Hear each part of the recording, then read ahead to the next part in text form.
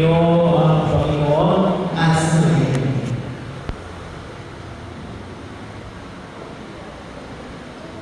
Maging handa kayo kapag tinawag niyo yung inyong mga anak at inutusan. Anong kalimitang sagot? Mamaya na. Wait. Bahagi ko. Yun yung nakikita natin kapalakunan ngayon. Kuminsan ng kasi kapag pinag-usapan ng pag-aaral. Ang unang pumapasok sa atin ay yung pagdating ng kamatayan. Huwag na muna natin pag-usapan ng kamatayan. Bagaman, bahagi yun. Bahagi yun na pag-aaral natin sa buhay sa daigdig na ito. Pero yung paanyala ay pinahayag sa ating sa Ebanghelyo natin ngayon sa araw na ito ay tumutukoy sa tinatawag namin kahandaan. Kahandaan. Kahandaan na alin? Maglingkod. Yun ang huwag natin kalimutan. At kapag sinabi natin yung kahandaan maglingkod, sabi na natin, yun ay sinasanay. Kapag tinawag tayo, sasabihin natin, wait, sanay tayo. Kaya kuminsan, nakakalukot, yung nanay natin, yung tatay natin, pinaghihintay natin na kung kailan lang tayo. Bakit? Kasi wala tayong kahandaan na maglingkod. Pero sabi na natin, kuminsan natin, may iba tayong ginagawa. May iba tayong ginagawa. Mag-i-istorbo yung ating ginagawa. Hindi kaya maaaring naglalaro, maaaring gumagawa ng assignment, o maaaring mayroon ka namang inaayos ngayon.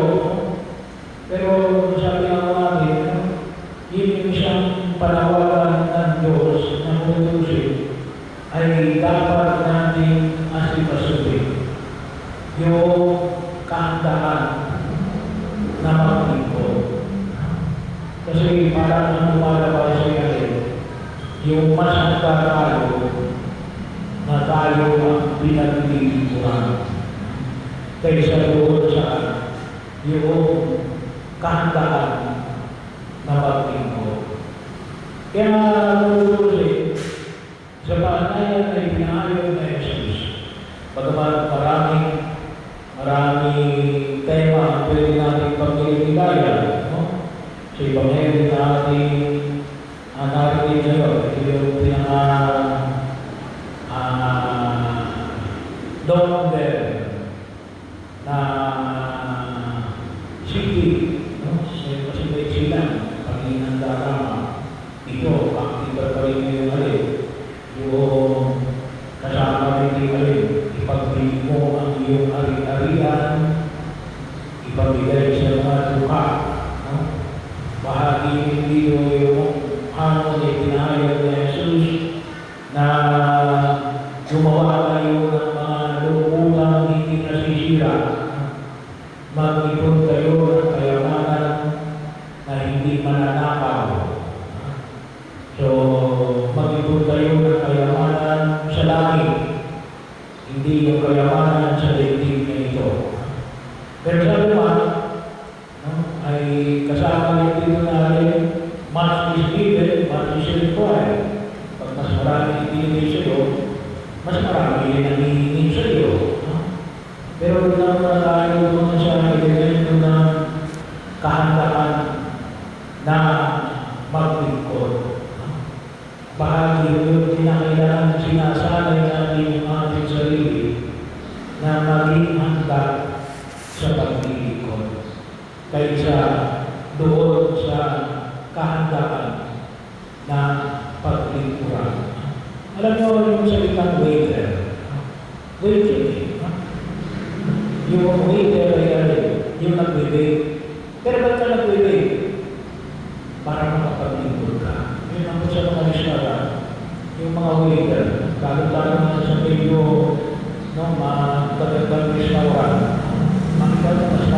leader. Ano lang trabaho? Nakatayo lang. Ba't nakatayo? Naghihintay. Naghihintay ang may utos na. Hindi lang sila nakatayo para wala na. Hindi. Naghihintay sila kung anong iuutos mo. Yun ang ibig sabihin ng talagang naghihintay. Yung kahandaan na maglingkod. Yun ang ibig sabihin ng waited bilang mga Kristiyano. Christian perspective. Yung kahandaan na maglingkod. Naghihintay ka sa anumang iuutos sa Diyos. At kung ang ginagawa natin, ito yung ipinamani sa unang pagbasa natin.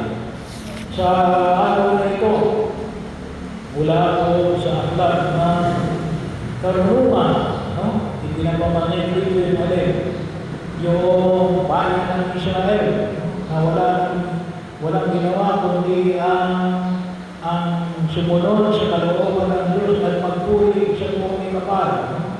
Ang bahagi nila patuloy na binigyan ng pahayag sa sulat ni San Pablo sa mga taga-Hebreo sa ikalawang pagbasa na ipinamani ni Abraham, ni Isaac at ni Jacob yung kanilang kahandaan natin na higit nilang panilabangan ang biyaya na lupang pangako na magkaroon ng kaganapan sa kanilang harapan. O sabi na natin, yan ay tumagal ng maraming taon bago magkaroon ng kaganapan.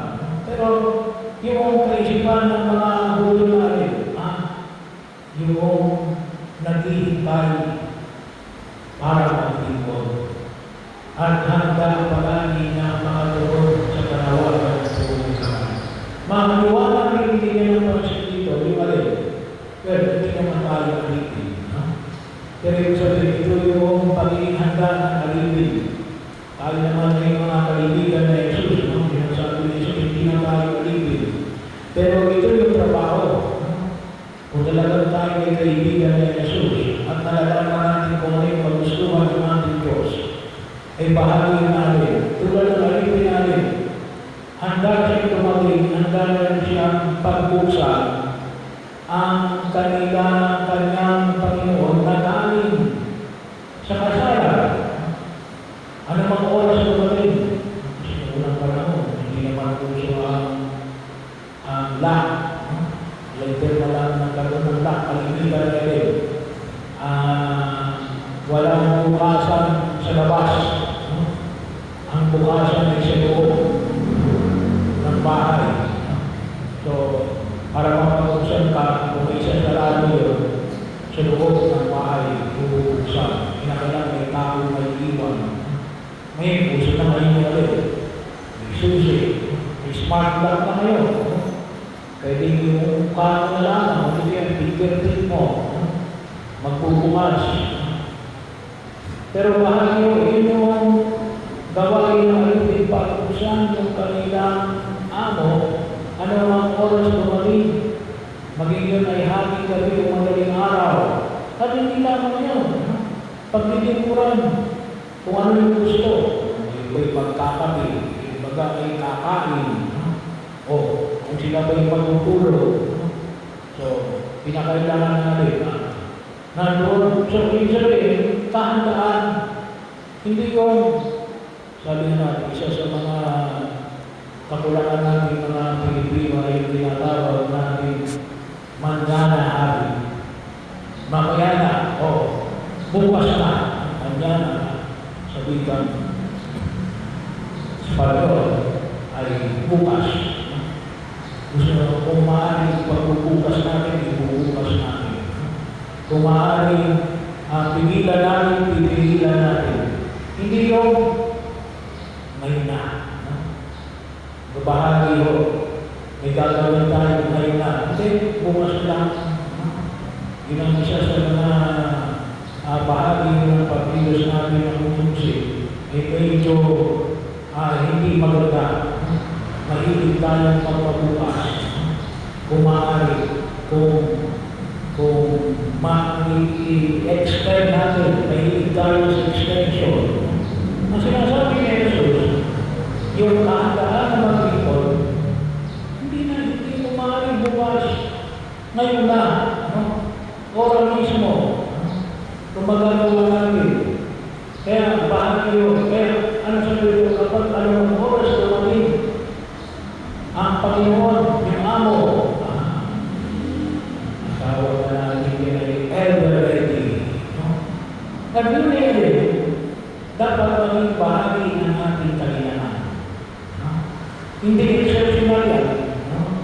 Para ako sa mga mananampalataya, bilang isang mabuting relasyon ng ating Panginoon sa Kristo. Yun ang amo na pinagpapatay ng buhay na palo.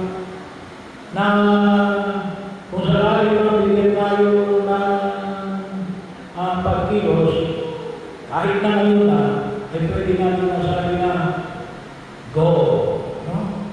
Go. Sana, gano'n na. Pero sabi mo, masabi tayo natin, mamaya na, bukas na, saka. Ang amo na pinamalit ng buong kapal ay isang handaang maglingkod ngayon na. At ito ay alin, pagbabayad na alin, hindi para sa sarili. Kasi ito ay alin, ay isang kalinangan, kaya po kuminsan, mahina yung ating pagpuntal. Kasi nga, ang iniisip natin ay alin, pang sarili, pang pamilya, kuminsan yung sarili, yung pamilya, yung isa. Hindi, sana ito isipan na makita natin, at maliwanag po ito sa kalinangan ng mga Hulyo. Kaya alin, pangbayan ng Diyos. Isang komunidad, medyo mahina tayo yan, sa tinatawag natin komunidad.